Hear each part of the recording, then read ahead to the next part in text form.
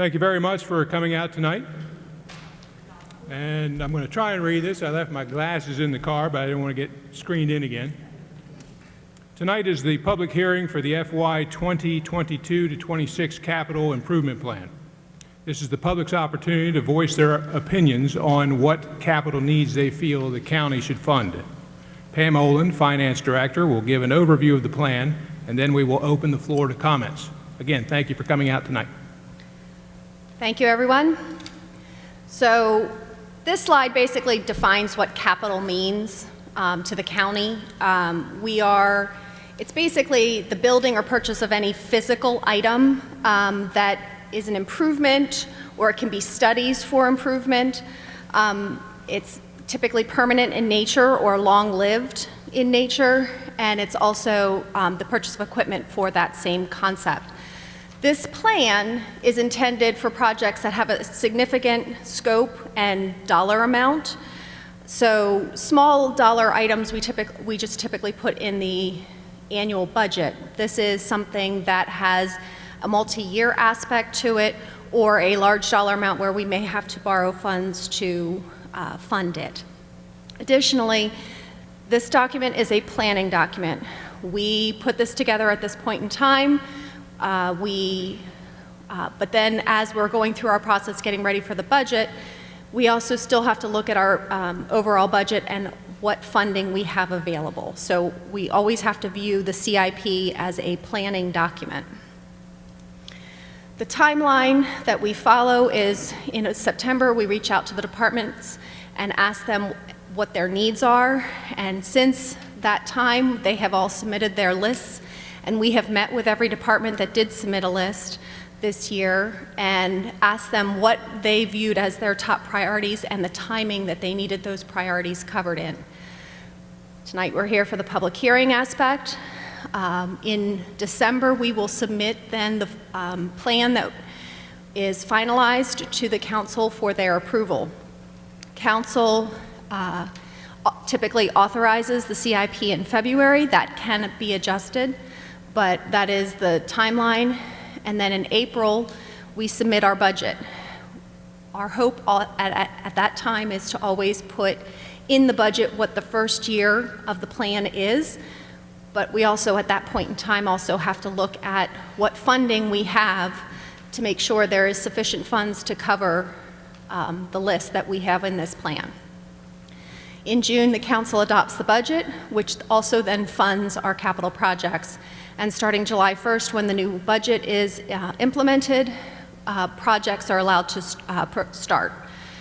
The only caveat to that is if we're borrowing money for the projects, we also have to go to the bond market and get those funds. So any money that we're doing via PAYGO can start typically July 1st, but then anything that's being funded by bond, we have to wait till we go to the bond market. The county has a debt service limit. It's a policy that has been set, and basically it says that we cannot exceed 12% of our total general fund revenues with principal and interest payments. So based on that, as of the fiscal 21 budget that just passed, we had about $14 million in principal and interest payments, and that includes our Board of Ed payments. We had a budgeted revenue of $153 million, and so that results in about 9.3%. So we're well under, at this point in time, our current policy. This is a little small, but this is the request that came in from all the departments. This list shows every department. Either we have kind of two groups of funds. We have the general fund, and then we have enterprise funds that support themselves and what they asked for over the next 5 years. So the total requests over the next 5 years for general funds is additional $94 million of requests, and the enterprise funds requested an additional $77 million. Now, the funding sources from that is not listed here, but the funding sources is not all from the county. Some of those funding sources includes grants we receive from the state or federal government. There's CARES funding estimated in where these items are, and so when we submit this to the council, we will also have how we plan to fund these over the next 5 years as well. In the number that I just quoted has 3 priority projects that the Board of Education came to us, just so that everyone is aware. It is funding the last bit of the Beaver Run replacement. It is continuing the funding over the next 3 years for the Mardella High School and Middle School renovation addition. And it's also funding in fiscal 22 the West Side Intermediate roof replacement.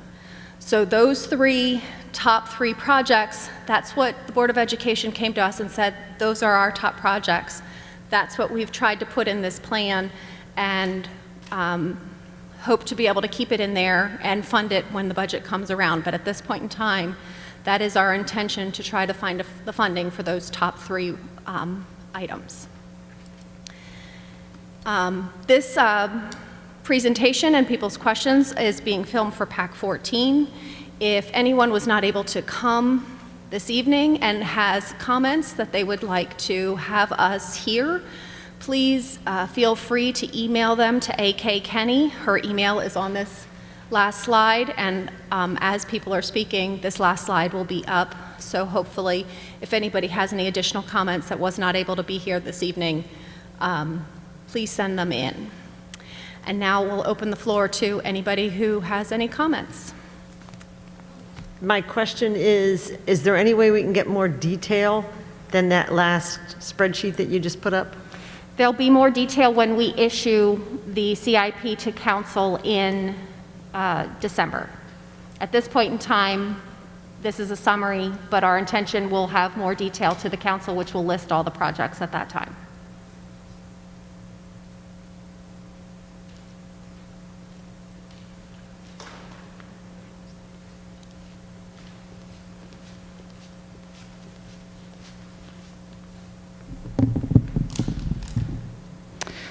Good evening, Mr. Psota, County Executive Staff, and all of the council members in attendance. I'm Liza Hastings. I come to you tonight to speak as the proud principal of Mardella Middle and High School and a proud alum of the Mardella High School class of '92. We appreciate your support of this project, and we want to thank you for continuing to move the Mardella Middle and High School renovation project forward. As a community school, we take great pride in the education and overall experience that we are able to provide to our students and future citizens of our Mardella community. Whether we have children who are currently attending Mardella, children who will be attending Mardella, or we are simply members of this special community, we all understand that a renovation is absolutely needed if we are able to provide our children with the same level of safety and academic experiences that the other schools in Wicomico County are able to provide. My job as principal is to ensure that my students are provided with a safe environment that is conducive to instruction. Unfortunately, the condition of our current building makes this difficult to achieve. Our 668 students are comprised of 291 middle schoolers and 377 high schoolers. Our building cannot house all of these students, and as a result, we've added 9 portable classrooms in the back of the building. These portables cannot provide the same level of safety and security as the classrooms inside our building. We keep our building locked except for during class changes, when it must be open to allow students to come and go between the main building and portables. As a result, our building is not secured for 58 minutes of every school day. Also, the portables cannot offer the same level of protection from weather, fire, or from someone wanting to do harm as our main building can. The antiquated systems in our building has created some serious concerns and issues.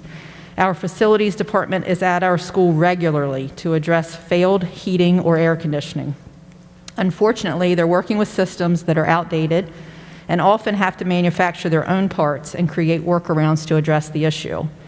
On any given day, I can walk into a classroom and it will be in the low 80s, and the classroom next door will be in the 60s. Issues with mold in several of our classrooms are constantly being remediated due to these inconsistencies in our HVAC systems. Our parking setup is another cause for concern. Currently, our buses and vehicles all use the same entrance and exit. Our students must cross the bus lane and teacher parking to get to their parents who are picking them up. Our student drivers, who are also our most inexperienced drivers, must not only walk through staff and bus lanes to get to their cars, but then must also back into and drive through the same small parking area as our parents who are picking up, and then share the exit with the parents and buses. Besides our front parking, our parking for athletic events during our fall and spring sports season is not adequate and causes people to park in areas that are not designated for parking, also creating a safety concern.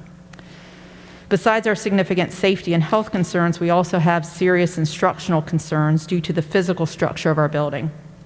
We have 2 classrooms at each end of A wing that are open classrooms. They don't have a door nor wall on the hallway side. These classrooms are consistently challenged by noise in the hallways and other classrooms. The teachers in these rooms are unable to close their doors when testing or participating in another type of activity that requires quiet. Beyond the instructional inadequacies of these 2 rooms, they too bring another safety concern, as we have no way to lock these rooms should there be a safety threat within our building. Our students and teachers in these classrooms would not be able to lock themselves in their classrooms as a defensive measure should the unthinkable occur. All of our classrooms that are housed in portables face a significant disadvantage due to space issues. The limited space doesn't allow for collaborative work and movement in the classroom, especially when additional materials are brought in to enhance the lesson. Our students miss out on the opportunity to fully engage with their learning when they don't have the ability to collaborate and discover together in small groups. Currently, our existing space for physical education classes is less than adequate. In order to meet the needs of all of our students, both middle and high school, who have classes in the gymnasium, we often have to hold at least 1 class in the lobby. Our weight room, which is used for our strength and conditioning class, is held in a portable, which is not adequately sized for a full class. In order to deal with the limited space, we have to move our students outside and in the lobby in order to participate in much of the weight training. Our wrestlers must practice in the cafeteria every day because the gym's taken up by middle school and high school girls and boys basketball teams. Wrestling mats are stored in the cafeteria, and the wrestlers must break down the cafeteria tables each day, roll out the mats for practice, take the mats up after practice each day, and set up the cafeteria for breakfast service for the next day, all during their allotted practice time. Because we have no auditorium, the wrestlers must share the cafeteria with the band, chorus, orchestra, and drama students, again putting our students at a disadvantage to our county counterparts who have ready access to their rooms and equipment every day after school and are able to benefit from 2 hours of daily practice, while we lose at least 30 minutes. The wrestlers also lose entire days of practice as well due to the arts program's usage of the stage as well as other programs that we host for our parents. Our arts suffer as well since they share the space with our wrestlers. Our arts room have limited space for storage. We're forced to use the stage and several storage sheds outside, which we have purchased through funds raised by parents in order to store all of our needed equipment. We also don't have a classroom for our orchestra students, and they're forced to have their class on the stage if the cafeteria is not being used by another class or being used for another event.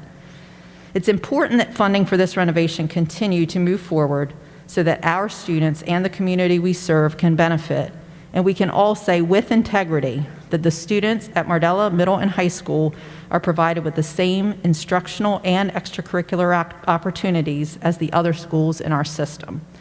Thank you for listening and for doing what is best for our children and for our community. Thank you, Principal Hastings.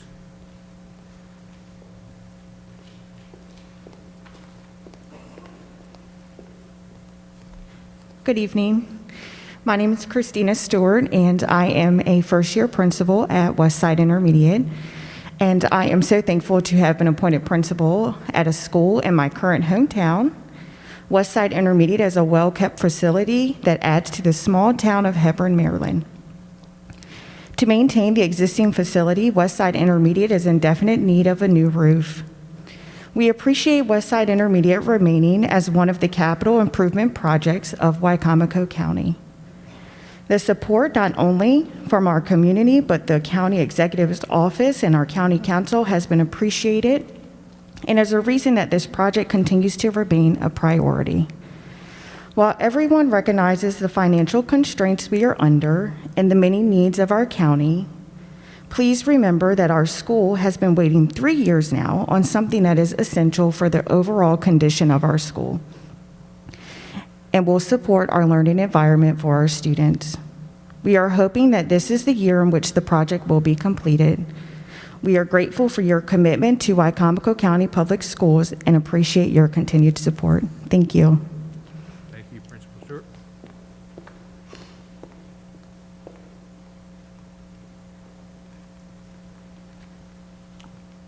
Good evening. I'm Kurt Twilley. I'm the principal of Beaver Run Elementary School.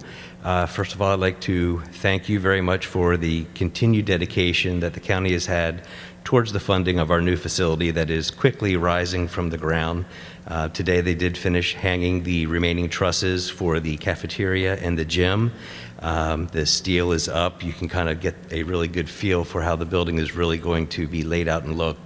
The $4.7 million, obviously, that we are requesting is going to be essential to completing this project in the time frame that is laid out already, and would greatly appreciate your consideration so that the project can be finished on time. So thank you very much. Thank you, sir.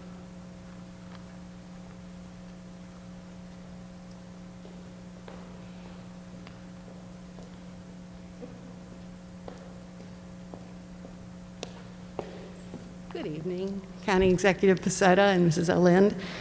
Great to be with you this evening. Thank you so much, first of all, for your support of our public schools and for your consideration of our priority projects.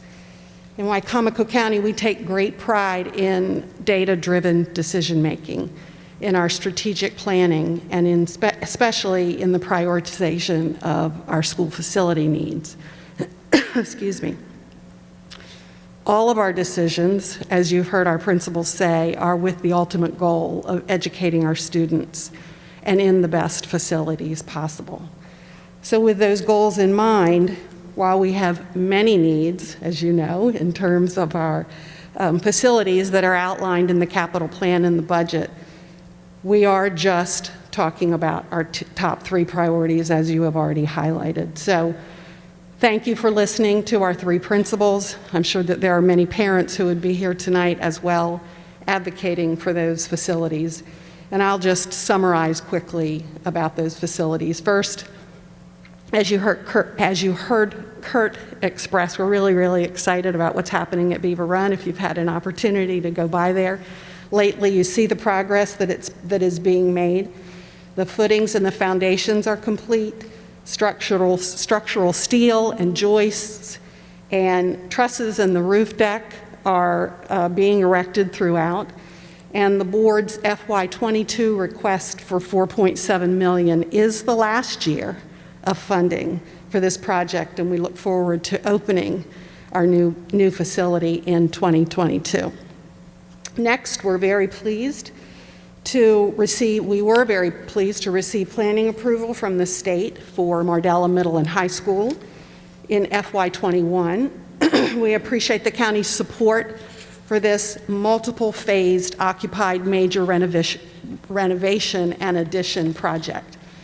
And we look forward to the first county funding allocation being received shortly, and anticipate starting the design in just a few short weeks of this much anticipated project, as you've heard Liza describe. The board's FY 2022 request for $10 million will allow us to move into construction once design is complete. And all of that is depending on future construction funding allocations from the state as well, as we've discussed.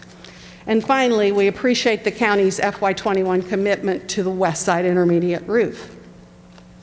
Unfortunately, the state has deferred their portion of that project due to fiscal constraints for multiple years. As you heard Christina describe, it is important that we move this project forward now without waiting any further so that we can address the current needs of that school, and we can also address our deferred needs of our overall roof asset management plan. So therefore, for that project, we're asking for the remainder of the necessary funding of $1.7 million with consideration as pay-go for FY 2022.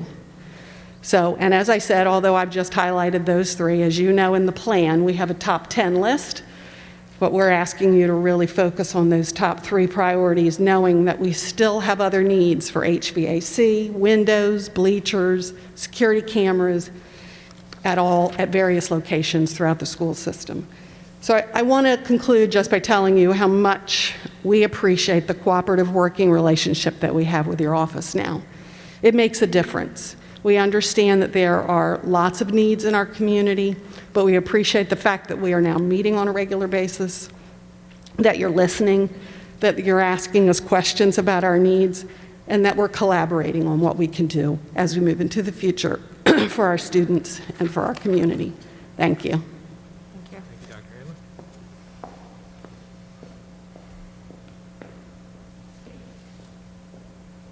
Any other comments?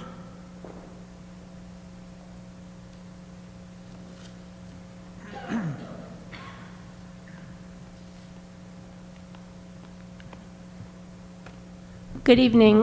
My name is Eileen Johnson, and I'm part of a group where we advocate for increased investment in public education. We're called Wacomico Push for Education. I think this is the first time I've actually met you, Mr. Psota. Thank you for filling that role for our community. And thank you for communicating with the Board of Education and with the council and with Dr. Hanlon so that we can have more of a cooperative approach and more positive approach going forward. Many of you and many parents wanted to come tonight, and some of our members who are more elderly also weren't ready to come out tonight. But many of us have been aware of the proposed new sheriff's office and the $30 million price tag, and which is up $20 million from the original quote of $10 million. And just that issue being public raises the question of, it puts us in the position of feeling like we have to now compete with law enforcement as we advocate for a public education. And just in the same way, at a certain point in the past few years, it's felt like schools have to compete with one another to try to get much needed funding. All of it is essential. And I'm hoping that, you know, with the sheriff's building, that there's discussion and then go back to the table and find a better solution, since obviously the price tag is too high. But it all just brings about a bigger picture, there's a bigger question and a bigger picture that I think we need to look at. And I think we need to look at our educational needs in the community. Some of the county council is here tonight. I'm not sure if everybody is, but all of them have run on education as a platform. And so my question is, what does that actually mean? And you see it in the advertisements and when they're running for office, but I don't know what it really means. 2 springs ago, we had to scrape and claw to get $750,000 above maintenance of effort that was needed for Dr. Hanlon's plan to bring about universal pre-K, increased teacher pay, and higher graduation rates in our county. And that was 1/3 of 1% of the over $156 million budget. Since then, Dr. Hanlon has not asked for anything above maintenance of effort because of the situation our whole country's in, I believe. But also our county is in. We still contribute the second lowest amount per pupil in all of 24 counties. We're 23rd. And the people in office often like to say, well, the state brings us up to where we're at about half. We're somewhere in the middle of all of the counties. But we can't, that help that we're getting from the state isn't guaranteed. The governor just tried to cut hundreds of millions of dollars in public education, and after a lot of people spoke out, he changed his mind. But he is threatening to cut hundreds of millions of dollars in public education. So we can't, and we have been deemed one of those low effort counties because we haven't made a commitment to public education in our county. So the fact is that we have the potential to be a strong economy right now. We should be not just surviving, but thriving in Wicomico County. Mr. McCain has pointed out that we have all of these great things here in our county. We have Purdue, we have the stadium, we have the university, we have PRMC or Tidal Health. But our schools, we have the potential to have some of the best schools in the state, and we should have some of the best schools in the state. And the reality is also just that we're headed for a recession, and that's going to be worse than the last one. Right now, we're facing a hodgepodge of closures across the country, and we're going to have catastrophic death. We've already had catastrophic death, and we're going to have catastrophic economic damage. And so what can we do? And I am always a little flabbergasted because it seems like we're not living in reality about what's happening right now with this pandemic and the effect it's having on our kids and our families and people trying to work at home and teach their kids. But we have the power to change things, and you have the power to change things. So my overall message is that all of this, to me, says that we need revenue. And we've been needing revenue for a long time, and everybody's been saying we need revenue, and every time there's a new budget cycle, everybody competes and pleads for things like a new roof. And my message tonight is that we need to get the revenue cap back on the ballot, which would mean a majority of either that, or we need a majority of the council members to vote to eliminate it. Either way, we need a public education campaign about what it is, since like almost everything else in local politics, most people don't know what's going on. If I were to call 50 random people in the county right now and ask them what the revenue cap was and explain it to me, they couldn't. If I invited 50 people to come and prepare and come and explain the revenue cap, I don't think we could find 50 people to do that. Many people voted for it. They did not know what they were voting for, and they were reacting to the unnecessary proposal of raised taxes in our county. If we want to talk about passing a tax rate cap, let's have that discussion. But let's figure out a way to stop this policy that forbids us from investing in our community. I have also noticed in all of my conversations, even speaking to someone high up in the county executive's office, they, one, don't understand certain parts of it, and two, don't agree with it. So it doesn't make any sense to me why we keep perpetuating this. In 2008, when we recovered from the Great Recession, it was a very slow recovery. And now economists say that the reason why it was so slow is because we didn't have enough investment in our infrastructure. If we want to have a stronger recovery, and we want it to be less anemic, we need to invest more heavily. I pointed out at other meetings that when we invest in education, the results come back to us tenfold. For every $1 we invest in pre-K education, we get $8 back into the community. Children who have pre-K education are less likely to be involved in the criminal justice system. They graduate more grades of school. They graduate from high school. They make more money. They bring better jobs to the community.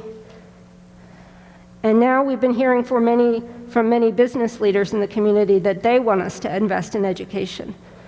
So I am just asking the county council and the county executive, I know you're just acting county executive, but I'm hoping that within the next few years we can have a discussion on the revenue cap and a revenue discussion, because clearly we need more revenue. And I'm also asking that, I haven't heard much from the county council about what they're doing as far as COVID goes. I'm paying attention to what they've been working on, and it seems like there's some things that are really good, but also I'm not sure why we're not having more of a discussion about bringing widespread testing to our community. Why isn't the county council working with the county health department, or maybe they are and we don't know about it, to bring more widespread testing so we can reopen our schools? So that's my message for you, and I think that that the county council does have a role, and we could actually make some progress. At this point, it feels like we're kind of backwards. And some of the stuff that I hear that the county council is working on, it just boggles my mind that we're, bothering the library director about what meeting she's going to, or talking about grass clippings in the streets as that's something that should be a priority. And we're in the middle of a pandemic, and our children are missing an entire year of school right now, and everything about their lives changed overnight, and it's traumatic for them. And so my bigger message is about the revenue cap and revenue, but I also just want us to do better for our kids. Thank you. Thank you, Ms. Johnson.